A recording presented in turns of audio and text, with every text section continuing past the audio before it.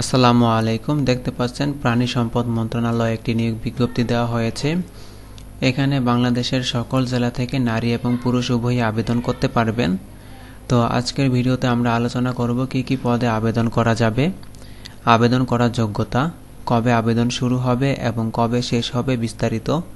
তো বন্ধুরা, ভিডিওটি শুরু করার আগে আপনাদের কাছে ছোট্ট একটি রিকোয়েস্ট, যারা আমার চ্যানেলে নতুন আসছেন চ্যানেলটিকে সাবস্ক্রাইব করে বেল বাটনটি অন করে দিবেন এরকম নতুন নতুন ভিডিও প্রতিনিয়ত আপডেট পাওয়ার জন্য।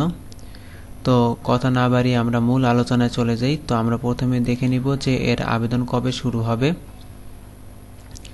তো দেখতে পাচ্ছেন এর আবেদন শুরুর তারিখ 1/7/2024 সকাল 9টা থেকে এবং আবেদন করা যাবে 21/7/2024 রাত 12টা পর্যন্ত। আবেদন করার জন্য একটি ছবির প্রয়োজন পড়বে। ছবির সাইজ হবে 300x300 পিক্সেল এবং একটি স্বাক্ষরের প্রয়োজন পড়বে। স্বাক্ষরের সাইজ হবে 300x80 পিক্সেল। আবেদন করার জন্য একটি লিঙ্ক দেওয়া আছে, এই লিঙ্কে প্রবেশ করে আপনাদের আবেদন করতে হবে।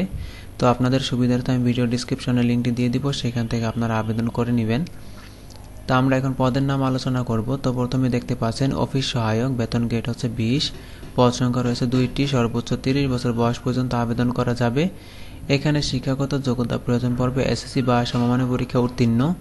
এই পদে ঢাকা, ময়মনসিংহ, চট্টগ্রাম, রংপুর ও সিলেট বিভাগের প্রার্থীগণ আবেদন করতে পারবেন। তবে এতিম ও শারীরিক প্রতিবন্ধী কোটায় সকল বিভাগের প্রার্থীগণই আবেদন করতে পারবেন। এরপর দেখতে পাচ্ছেন নিরাপত্তা প্রহরী, বেতন গ্রেড হচ্ছে 20, পদ সংখ্যা রয়েছে 1টি, সর্বোচ্চ 30 বছর বয়স পর্যন্ত আবেদন করা যাবে। এখানে শিক্ষাগত যোগ্যতা প্রয়োজন পড়বে 8ম শ্রেণী পাস। এ পদে ঢাকা, ময়মনসিংহ, চট্টগ্রাম, রংপুর ও সিলেট বিভাগের প্রার্থীগণ আবেদন করতে পারবেন। এরপর দেখতে পাচ্ছেন গাড়ি চালক, বেতন গ্রেড হচ্ছে 16, পদ সংখ্যা রয়েছে 3টি, সর্বোচ্চ 30 বছর বয়স পর্যন্ত আবেদন করা যাবে। এখানে শিক্ষাগত যোগ্যতা প্রয়োজন পড়বে বৈধ লাইসেন্স সহ সংশ্লিষ্ট মোটরযান চালানো 3 বছরের অভিজ্ঞতা থাকতে হবে। এ পদে ঢাকা, ময়মনসিংহ, চট্টগ্রাম, রংপুর ও সিলেট বিভাগের প্রার্থীগণ আবেদন করতে পারবেন। এরপর দেখতে পাচ্ছেন ক্যাশিয়ার, বেতন গ্রেড হচ্ছে 14, পদ সংখ্যা রয়েছে 1টি, সর্বোচ্চ 30 বছর বয়স পর্যন্ত আবেদন করা যাবে। এখানে শিক্ষাগত যোগ্যতার প্রয়োজন পড়বে বাণিজ্য বিভাগে 2য় শ্রেণীর স্নাতক ডিগ্রি সহ কর্ণিক হিসাবে সরকারি বা আধা সরকারি সংস্থায় 5 বছরের চাকরি। এখানে ঢাকা, ময়মনসিংহ, চট্টগ্রাম, রংপুর ও সিলেট বিভাগের প্রার্থীগণ আবেদন করতে পারবেন। তবে এতিম ও শারীরিক প্রতিবন্ধী কোটায় সকল বিভাগের প্রার্থীগণই আবেদন করতে পারবেন। এরপর দেখতে পাচ্ছেন কার্টোগ্রাফার, এখানে বেতন গ্রেড হচ্ছে 10, পদ সংখ্যা রয়েছে 1টি, সর্বোচ্চ 30 বছর বয়স পর্যন্ত আবেদন করা যাবে।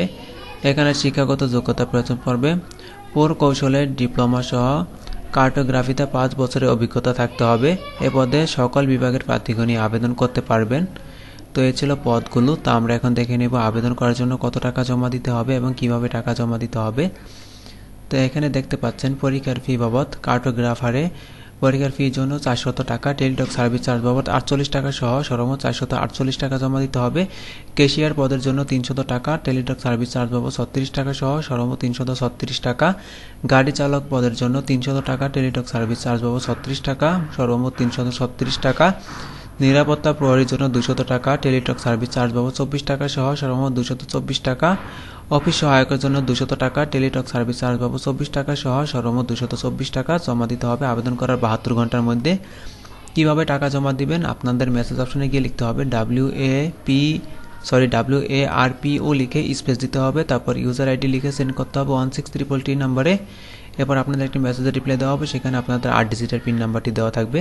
দ্বিতীয় মেসেজ অপশনে গিয়ে লিখতে হবে WARPO লিখে স্পেস দিয়ে ইয়েস লিখে স্পেস দিয়ে পিন নাম্বার বসিয়ে সেন্ড করতে হবে 16333 নম্বরে। এরপর আপনাদের আইটি মেসেজের রিপ্লাই দেওয়া হবে, সেখানে আপনাদের ইউজার আইডি এবং পাসওয়ার্ড দেওয়া থাকবে, সেটি আপনাদের সংরক্ষণ করে রাখতে হবে। পরবর্তীতে যখন অ্যাডমিট কার্ড ডাউনলোডের সময় হবে তখন আপনাদের এই ইউজার আইডি এবং পাসওয়ার্ড ব্যবহার করে আপনাদের অ্যাডমিট কার্ডটি ডাউনলোড করতে হবে। তো এই ছিল আজকের মূল আলোচনা। তো আশা করছি আজকের ভিডিওটি আপনাদের ভালো লেগেছে। আর ভিডিওটি ভালো লেগে থাকলে অবশ্যই চ্যানেলটিকে সাবস্ক্রাইব করে দিবেন এবং ভিডিওটি শেয়ার করে দিবেন। দেখা হচ্ছে পরবর্তী ভিডিওতে। সবাই ভালো থাকবেন। আসসালামু আলাইকুম।